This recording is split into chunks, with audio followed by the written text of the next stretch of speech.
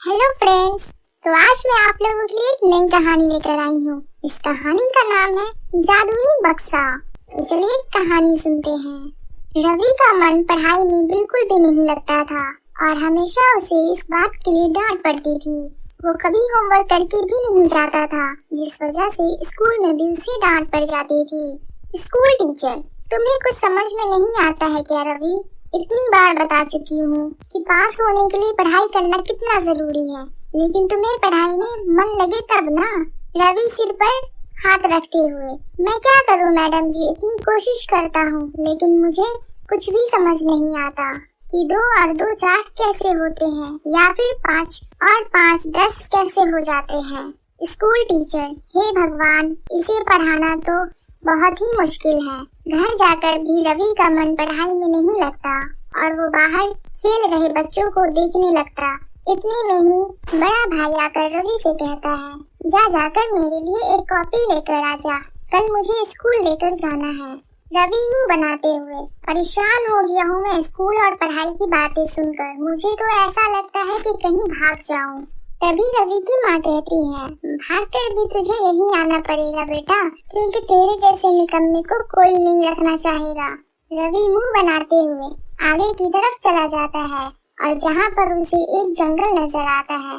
धीरे धीरे शाम होने लगी थी और वो जंगल की ओर आगे बढ़ता है, जहाँ पर उसे एक बक्सा नजर आता है। जैसे ही वो बक्से को खोल कर देखता है तो उसे सामान नजर आता है, लेकिन तभी उसे भाई की आवाज सुनाई देती है और वो जल्दी से उस बक्से में बैठ जाता है।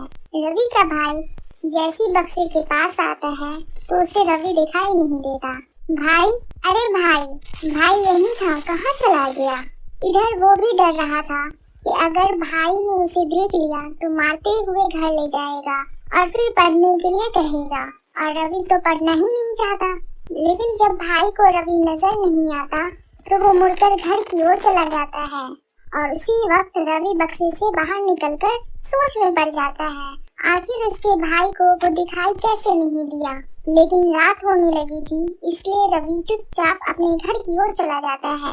रात भर उसे नींद नहीं आती कि आखिर बक्सा वहाँ आया कैसे और भाई ने उसे देखा कैसे नहीं। सुबह जब रवि सोकर उठता है तो उसे वही बक्सा उसके पलंग के पास नजर आता है, जिसे देखकर रवि एक पल को डर जाता है, लेकिन अगले ही पल खुश हो जाता है क्योंकि वो बहुत खूबसूरत था।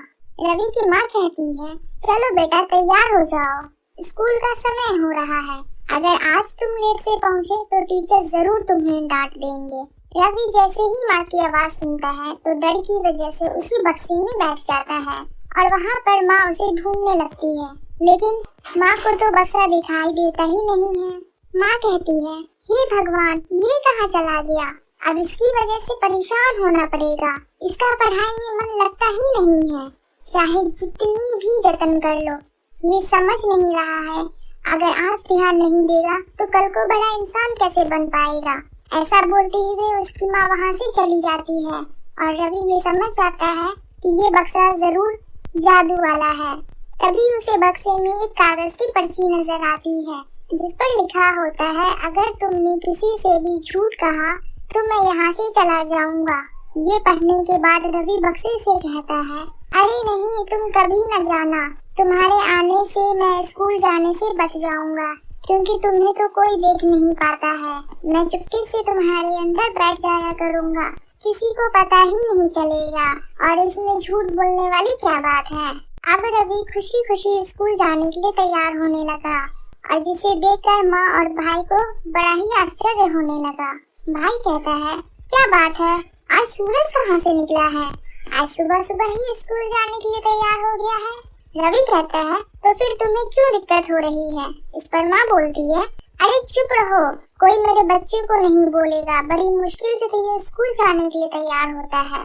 स्कूल में रवि का मन लगता नहीं, क्योंकि वो बार बार जादुई बक्से को याद करता है और छुट्टी होने पर वो जल्दी से घर पहुंच जाता है। अब बक्से के आ जाने से रवि का मन पढ़ाई में नहीं लगता और बार बार जब भी कोई पढ़ने के लिए कहता तो वो चुपचाप जाकर बक्से में बैठ जाता था, जिससे कोई भी उसे देख नहीं पाता। माँ को लगता कि वो बाहर खेलने चला गया है और भाई को लगता कि वो कहीं छिप गया है। ऐसे में अब घर वालों को भी दिक्कत होने लगी, क्योंकि अब वो किसी से बात भी नहीं करता और खुद को पढ़ाई और काम से बचाने के लिए वो बक्से में बैठ जाता था। एक दिन रवि के कुछ दोस्त उसके साथ खेलने आते हैं, तो रवि भी बाहर खेलने पहुंच जाता है। इस पर उसका बड़ा भाई उसे डांटता है, तुम अपना होमवर्क तो कर लो, उसके बाद खेलने चले जाना। लेकिन रवि को भाई की बात समझ नहीं आ रही थी। रवि कहता है, अरे मैंने अपना होमवर्क कर लिया है, जाओ जाकर देख लो। और ऐसा बोलकर रवि जल्दी से अपने सारे नोटबुक को उस बक्से में डाल देता है, जिससे कि किसी को भी उसका होमवर्क दिखाई न दे। भाई को तो उसका होमवर्क दिखाई नहीं देता और झूठ बोलने की वजह से वो बक्सा भी गायब हो जाता है। जब 2 घंटे खेलने के बाद रवि छोटू घर वापस आता है, तो उसे ना ही बक्सा दिखाई पड़ता है और ना ही उसकी नोटबुक, जिसे देखकर रवि जोर जोर से रोने लगता है। माँ कहती है, अरे क्या हुआ, क्यों रोए जा रहा है, क्या फिर से किसी ने तुझे डांट दिया? रवि कहता है, अरे माँ डांटा नहीं है, लेकिन कल मेरी खैर नहीं है क्योंकि मेरी नोटबुक नहीं दिख रही है। अब वो अपनी माँ को क्या बताता है कि वो नोटबुक को तो उस जादुई बक्से में डाल दिया था, लेकिन अब बक्सा गायब है क्योंकि उसने झूठ कहा था। अब रवि को समझ आ चुका था कि अगर उसने खुद से होमवर्क पहले कर लिया होता तो ना ही नोटबुक गायब होता और ना ही बक्सा। उसे अपनी गलती का एहसास हो रहा था और वो बार बार रोए चला जा रहा था। माँ कहती है, क्या हुआ बेटा, इसलिए हम तुझे समझाते हैं कि पढ़ाई पर ध्यान दे, लेकिन तू कभी ध्यान देता ही नहीं, होमवर्क भी नहीं करता और इस वजह से तेरे भाई को भी डांट सुननी पड़ती है। बेटा आज तो हम तेरे साथ हैं, लेकिन कल को तुझे ही अपना सारा काम करना होगा, तो बेहतर इसी में है कि तू आज ही सारी चीजों को सीखना शुरू कर दे।